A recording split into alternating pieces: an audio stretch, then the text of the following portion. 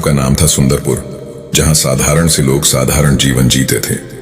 गांव की मिट्टी की खुशबू, खेतों में काम करने वाले किसान और उनके संघर्षों की कहानियां हर घर की दीवारों पर लिखी हुई थीं। इन्हीं में से एक घर था रमेश का, जो एक मेहनती किसान था। उसकी जिंदगी का एक ही मकसद था, अपने बेटे राहुल को अच्छी शिक्षा देना और उसे एक बेहतर इंसान बनाना। रमेश के पास जमीन कम थी, लेकिन मेहनत और ईमानदारी की दौलत बहुत थी। वह सुबह सुबह उठकर खेतों में काम करने जाता। पूरे दिन की मेहनत के बाद भी शाम को चेहरे पर मुस्कान रहती थी। उसका मानना था कि मेहनत का फल जरूर मिलता है। रमेश का बेटा राहुल उनसे बिल्कुल अलग सोचता था। राहुल को हमेशा लगता था कि इतनी मेहनत के बाद भी उनके पास कुछ खास नहीं है। वह अपने पिता की जिंदगी को देखकर सोचता, क्या केवल मेहनत से सब कुछ पाया जा सकता है? राहुल की सोच आधुनिक थी। उसने अपने गांव से बाहर की दुनिया के बारे में सुना था और उसे वहां जाने की इच्छा थी। वह जानना चाहता था कि बड़े शहरों में लोग कैसे रहते हैं, वहां क्या करते हैं और क्या सिर्फ मेहनत से ही सब कुछ हासिल होता है। राहुल अभी किशोर अवस्था में था और भविष्य की चिंता अभी से उसे सताने लगी थी। वह सोचता था कि उसके पिता रोज सुबह से शाम तक खेत में काम करते हैं, लेकिन फिर भी उनकी जिंदगी में कोई बड़ी सफलता या आराम नहीं है। राहुल ने अपने पिता से कई बार यह सवाल किया, पिताजी आप इतनी मेहनत करते हो, फिर भी हम गरीब क्यों हैं? क्या मेहनत करने से सच में कुछ मिलता है? रमेश हर बार हंसकर जवाब देता, बेटा मेहनत से सब कुछ मिलता है, लेकिन सब्र रखना पड़ता है। सफलता धीरे धीरे आती है और जब आती है तो वह स्थायी होती है। राहुल अपने पिता के इस जवाब से संतुष्ट नहीं होता। उसे लगता कि शायद मेहनत के अलावा भी कुछ और है जो जीवन में सफल होने के लिए जरूरी है। वह अपने दोस्तों से बात करता जो बड़े शहरों में पढ़ने गए थे और उनके अनुभव सुनता। उसे लगता कि शहर की जिंदगी गांव से बहुत अलग है और वह भी वहां जाकर कुछ बड़ा करना चाहता था। राहुल के मन में अब बड़े सपने जन्म लेने लगे थे। वह सोचता था कि अगर उसे अपने गांव की सीमाओं से बाहर निकलना है तो उसे शिक्षा में अच्छा प्रदर्शन करना होगा। उसने ठान लिया कि वह अपने पिता की मेहनत को व्यर्थ नहीं जाने देगा और अपनी पढ़ाई में जी जान से मेहनत करेगा। राहुल के मन में शहर जाकर पढ़ाई करने की इच्छा थी, लेकिन उसके पास पैसे नहीं थे। उसने कई बार सोचा कि अपने पिता से कहे कि वह उसे शहर भेज दें, लेकिन उसे डर था कि उनके पास इतने पैसे नहीं होंगे। एक दिन उसने हिम्मत जुटाकर अपने पिता से कहा, पिताजी मैं बड़े शहर में जाकर पढ़ाई करना चाहता हूं, क्या आप मेरी मदद करेंगे? रमेश ने राहुल की आंखों में देखकर कहा, बेटा तुम्हारे सपने बहुत बड़े हैं और मैं जानता हूं कि तुम उन्हें पूरा कर सकते हो। मैं जितना हो सकेगा तुम्हारी मदद करूंगा। पैसे की चिंता मत करो, बस अपने लक्ष्य पर ध्यान दो। रमेश ने अपनी छोटी सी बचत से राहुल को शहर भेजने की व्यवस्था की। वह चाहता था कि उसका बेटा वह हासिल करे जो वह खुद नहीं कर सका। राहुल शहर चला गया, लेकिन उसके पिता का दिल गांव में रहकर भी उसके साथ था। बड़े शहर की जिंदगी राहुल के लिए बिल्कुल नई थी। गांव की सादगी से निकलकर वह शहरी चकाचौंध में आ गया था, लेकिन उसे यह समझ नहीं आ रहा था कि यहां वह कैसे खुद को साबित करेगा। पहले कुछ दिनों में ही उसे शहर की जिंदगी की चुनौतियां समझ में आने लगी। उसे पता चला कि यहां हर किसी को अपनी जगह बनाने के लिए संघर्ष करना पड़ता है।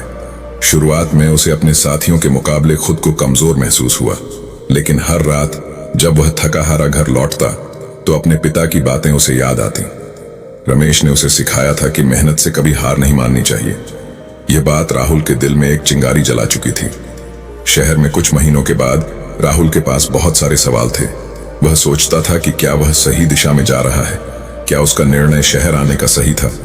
कई बार उसे अपने निर्णय पर पछतावा होता, लेकिन फिर भी वह अपने पिता की दी हुई सीख को नहीं भूलता था।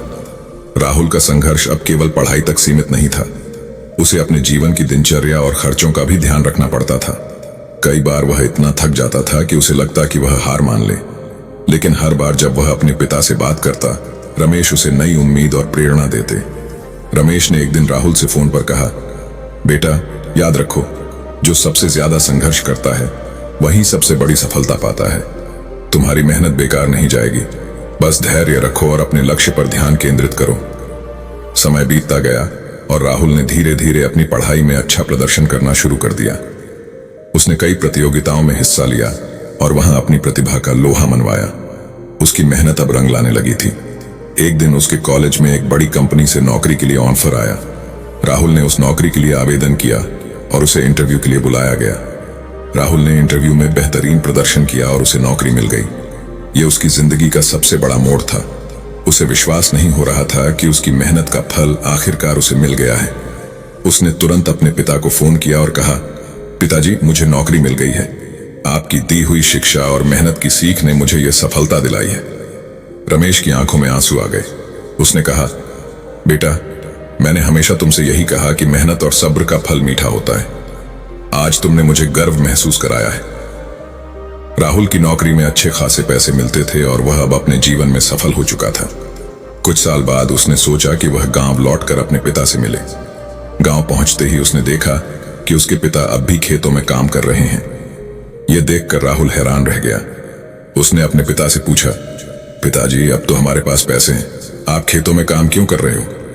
रमेश ने हंसते हुए कहा, बेटा, पैसे से सब कुछ नहीं खरीदा जा सकता। मेहनत का असली फल पैसा नहीं बल्कि संतोष होता है।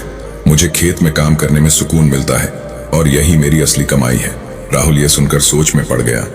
उसने सोचा कि शायद उसकी सफलता का मतलब केवल पैसा कमाना नहीं है, बल्कि वह सुकून और संतोष भी है जो उसके पिता ने पाया था।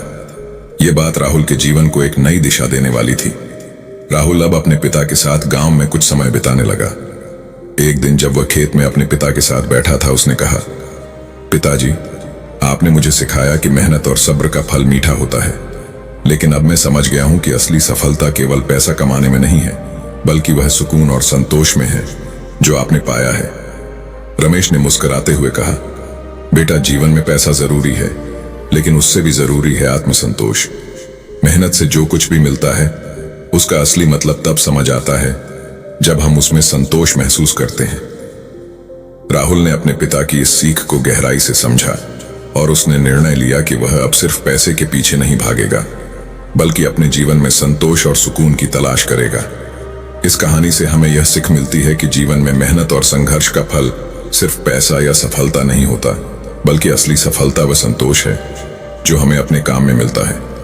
राहुल ने अपने पिता से यह सीख पाई कि जीवन में मेहनत के साथ साथ संतोष भी जरूरी है और यही असली सफलता की पहचान है।